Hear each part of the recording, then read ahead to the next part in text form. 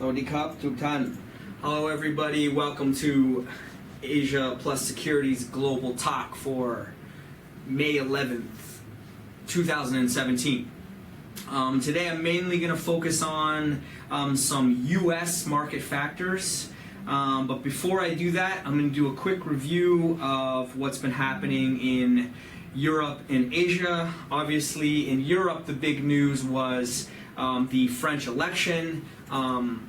Emmanuel Macron won as expected, so disaster expected for markets was averted, although there was a pretty low probability that Marine Le Pen was going to win. So Macron won over 60% of the vote. That actually didn't really move markets very much, interestingly. A lot of it was really priced in already, so markets really didn't get much of a bump on that. In Asia, there was less news about political concerns regarding especially North Korea, so not much going on there in the last week. And from a valuation perspective, EU valuations overall a little bit expensive but not super high. And in Asia, valuations are actually relatively low versus the rest of the world. So right now I would say in the immediate time frame, neither of those markets is much of a risk as the U.S. So I'm going to talk about three main factors in the U.S. markets. One, the fact that U.S. markets are in a bit of a dead zone currently. Two, the big tech effect. The U.S. big tech effect on markets, which is very important recently, and also talk about the Trump firings, which are continuing. The most recent firing has been the FBI director, Comey. So let's start with the dead zone of markets, and we look at the first slide here. So usually when we look at the U.S. market, we'll be looking at the S&P 500. That's the 500 largest market cap stocks. This expands that so that we include not just the top 500, we're going to include all the mid caps and a lot of the small caps also. So this is the Russell 2000 index. It just gives a broader picture of what's happening, and then I want to take that as my base for today, and then see what's happening in the different parts of the market, the large cap, the mid cap, and the small cap. And especially in the large cap, I'm going to show how much of that movement in the large cap is related to the big tech effect in the US. So what have we got? One thing I've done here is I've cut out January. So this chart just runs from February 2017 to the present. Why I've done that is because for one, in January there was this big bump related to the Trump effect for one, the post-Trump election euphoria and rush. And then the second issue is there's a historical January effect where markets historically do a little bit better in January than in some other months. So we need to take that out to see what's been happening since. And if we look at what's been happening since February, really what we have is a broadly flat market. We started out at 100, rebased to 100 in February, now we're at 103. So we've only gone up 3% on the Russell. We can break that down, we can go to the next slide. If we break that down, we can see the S&P 500, which is what I often talk about when I'm doing the show. That's gone up 5%, so that's outperformed. Again, we're going to talk about the big tech effect in this number and why that's been important. So large caps have actually done reasonably well versus the Russell 2000, sort of the underlying whole market. The big companies have been doing well. If you go to the next slide, the mid-cap sector has performed almost exactly in line with the Russell 2000. So not small stocks, not big stocks, somewhere in the middle. That entire chunk of the market has gone up by about 3% also. So just slightly ahead of the Russell 2K.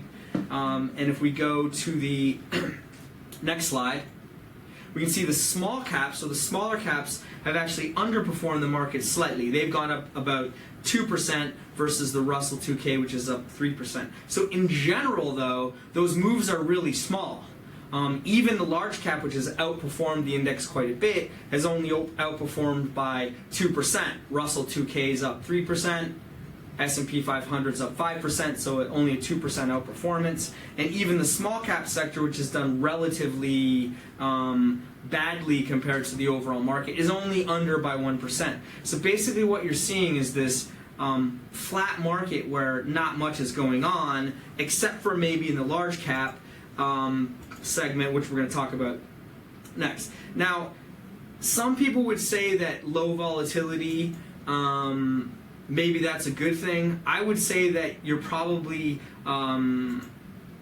it means that people don't know which way the markets are really going to go. So people aren't really, they don't want to buy, which is an issue because if we're in a bull market, we probably shouldn't see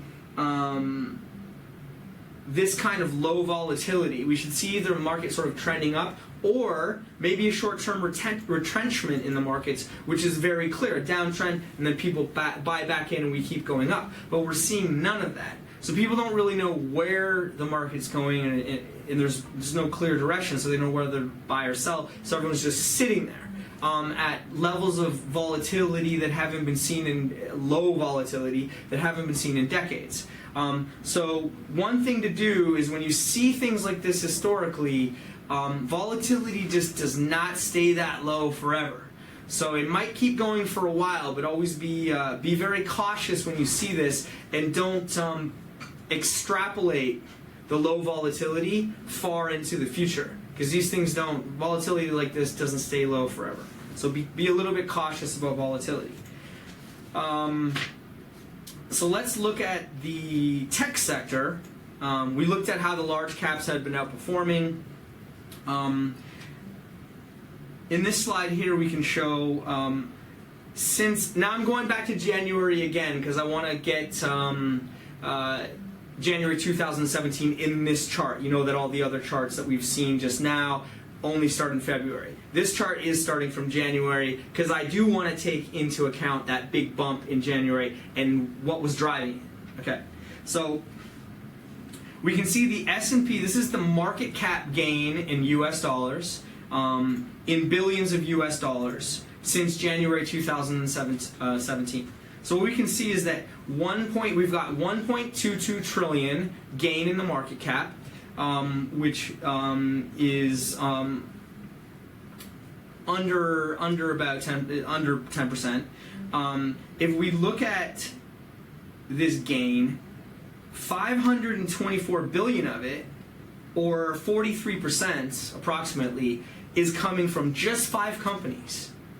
So almost all of the gains that we've seen are really coming from 5 companies only. And if you look at the blue bar in the middle, you can see 180 billion. That's from Apple. So Apple alone was nearly 15% of the gains in the market this year are just from Apple. 43% just from these 5 companies: Google, Facebook, Apple, Microsoft, and Amazon. So what we can see is these companies are very, very important certainly to the S&P 500 growth, also to the Russell in terms of drivers. So what we need to think about is how expensive are these companies now, and is there room for them to go up still, because they're going to be a key driver. They're going to be a key thing trying to get us out of this dead zone. Okay, so one thing to look at, let's just look at the price, the PE. Fine, go to the next slide.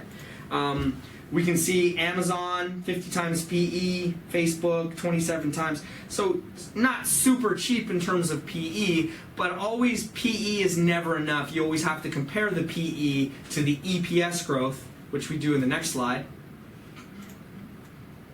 So we can see here, for instance, Amazon.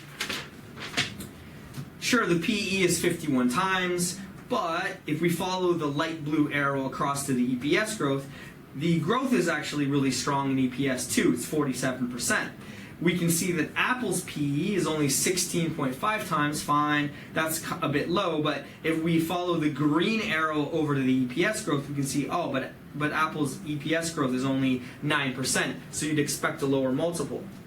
Now, one way that we can pull these two things together, rather than have two separate charts of PE and EPS growth and try to look between them to see what's expensive or cheap relatively, is we can combine the measures in something called a PEG ratio. If we go to the next chart.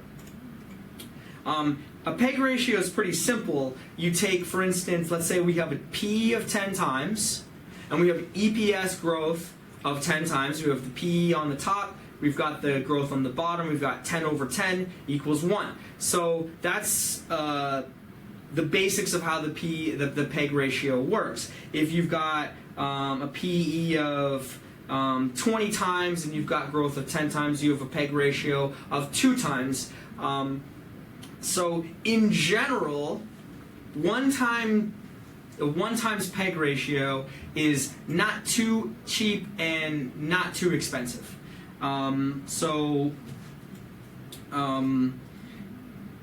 the basics of that. So let's put this in the context of where we are with these tech companies. We can see that Microsoft, 2 times PE, PEG ratio, so it's looking a little bit expensive. If we look at Apple and Google, they have exactly the same PEG ratio, 1.29 times. For 2017 earnings, this is a forecast. We look at Amazon, 1.2 times, and Facebook, 1.14 times. So in general, though, all of these stocks are above 1 time, with Microsoft sort of looking like it's starting to get a bit expensive based on 2017 earnings. The other stocks, not too clear.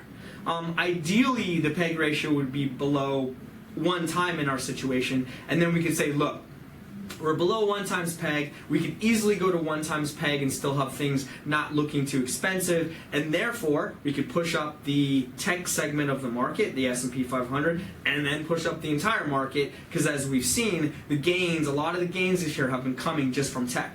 But in this case, it's not as clear. We're not super cheap right now if we're looking at 1.3 times for Apple and Google, 1.2 times for Amazon, 1.1 times. Facebook a little bit cheaper, maybe a bit of a bump. But the sector as a whole, if we look at all those 5 stocks together, is not remarkably cheap. Now, the good thing is that we've had really good results. The first quarter 2017 results were quite strong, and these companies beat the market.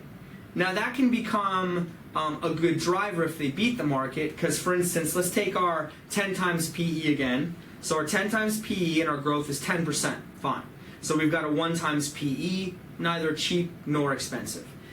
If the growth, if we see the earnings growth next quarter beat and become much higher, remember in this example, the 10 times PE is supported by expectations for this year of 10% growth. Now, what if that growth is 20% while the PE stays the same? Let's just assume PE holds in this case. Then you've got 10 times PE, but you've got 20%, 20 in the denominator, so you got 0.5 times PEG ratio. Suddenly things become cheap. So it is important, if we see earnings beat again, earnings are higher than we expect, we can see that PEG ratio come down, and that would suggest things are cheap and maybe can go up a bit, which is a good thing. So this just shows you why we really need to look at those, and we really need to be tracking for the S&P 500 in the U.S. market overall. We really need to be looking at how are the results next quarter, second quarter results, third quarter results in 2017 for these companies, because they'll be very key in either people getting a bit nervous about where the markets are, or seeing that, oh, things look okay, growth is better than we thought, the PEG ratio is back down to 1 for a lot of these companies, so we still have room to move up. Big tech, the big tech effect, very important, something to be considering. And why is this move in the S&P? If the S&P, if we see the S&P fall, there's effects all over global markets. Maybe money moves out of the U.S. and into Europe and Asia. So these are important issues for global market flows also. So keep your eye on big tech in the U.S., the earnings results. Okay, the other thing I want to talk about is the Trump firings. There's a picture of Trump. I don't know if a lot of you know this, many years ago he had this television show called The Apprentice, where he would have people come in and audition effectively to be, it was a reality TV show, and he would have people audition to be his apprentice with him at work, and the elimination, which they have in all reality shows, was that if people didn't do a great job, at the end of each episode someone would be fired. So this is a picture of him saying, "You're fired," which is ironically exactly what he's doing now, but in the US government, so it's no longer a reality show, this is real life, which I guess can be a problem. If we go to the next slide. So my issue with this is there's two ways to look at the Trump firings, and he's done at least 10 major firings since he's been in office. If you look back, I have a living memory of 9 different terms of presidents. So since Reagan, I can remember watching television. 2 Reagans, a George Bush, and then 2 Bill Clintons, a George Bush song for 2 terms, and then 2 terms of Obama.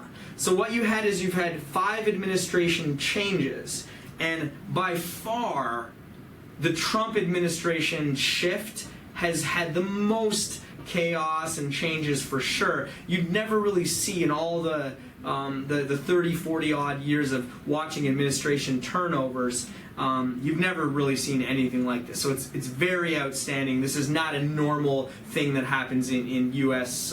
Politics, even when you're moving from a Democrat administration to a Republican administration, or vice versa. So what we have to consider right now is this just cleaning house, or is this what we call perpetual instability? So go back to that slide. There we go. Yeah. So cleaning house, I need to quickly define what that is. There's a saying in English which is a cleaning house is, imagine that you have a house that's dirty and messy, old. You want to clean everything out, and then you want to start new with a nice, clean, empty house. Okay, so when you first start moving things, there's all this dust that kicks up, and dirt and chaos, and the house looks like a disaster as you're cleaning things and as you're moving everything out. But eventually, you get to a point where everything's clean, all of the garbage and all the stuff you don't want has been moved out, and then you can reorganize your house based on that. So there's a question, is this what Trump's doing? Is he cleaning house, and then we're going to see a point where he's got rid of all the people he doesn't want in the administration, and we'll have a set of people he does want, and he can move forward? So is he cleaning house, or do we have perpetual instability? So perpetual just means something that lasts forever, and instability just means something that's not stable. Like a table with 2 legs will be wobbling. Are we going to have that going on forever? And right now, when you see this dead zone in markets after they were very excited in November, December, January about Trump, and then you've seen this dead zone in markets because they're not, in addition to the US tech effect, they can't decide right now, it seems, whether Trump is just cleaning house or whether this is going to be something that lasts and he's not going to be able to get anything done. So we go to the next slide. Now let's assume that he's just cleaning house. This also creates some problems because the market has gone up in the US based on 3 main things. 1 is the tax cuts that are expected to come. 2 is the infrastructure spending. So for instance, roads and bridges and electricity systems, things like that, upgrading all these things, which will benefit the entire economy, and all companies will be benefiting over time and have higher earnings because the costs related to infrastructure have dropped for an individual company. That's sort of the end way it affects markets. Earnings go up because there's better infrastructure. Tax cuts also boost earnings because costs are lower below the operating line. And then also his healthcare plans. So a lot of the boost to markets, as we know, has been based on expectations for these 3 things coming through. Now, if he is just cleaning house, which he may be doing, and putting in people, good people that he likes that can help him push through on tax cuts and infrastructure and healthcare reform. Is he creating too many enemies now on the other side that are going to block him? This could become a problem. Even if he does install all of his own people, he may be doing it in such a way that he's creating more of a force to oppose him on the other side, more and more enemies. If we do have perpetual instability, we can go to the next slide. Maybe he gets nothing done. Maybe he can't get anything done because we're just going to see these firings happening over and over again. We've had the first round of firings. It wasn't a cleaning house. He brings the new people in. They're not getting done what he wants to get done because he's driving things through like a businessman rather than sort of understanding how the slower bureaucratic process of business works, and the process where rather than just being able to say, do this, get this done, he has to create a consensus, and it's not just a top-down decision with other people in government. So maybe we're just going to see another round of firings. Right now, people aren't sure. I'm not particularly sure either whether this is just cleaning house, whether this will go to perpetual instability. The moment that the market thinks that this might be perpetual instability, we could have a serious problem in the U.S. markets in terms of a decline, 5-10%. People realize, hey, nothing's getting done. Who knows when that will be? Is it another round of firings of important people? We'll have to see. Certainly if the current people he's got in,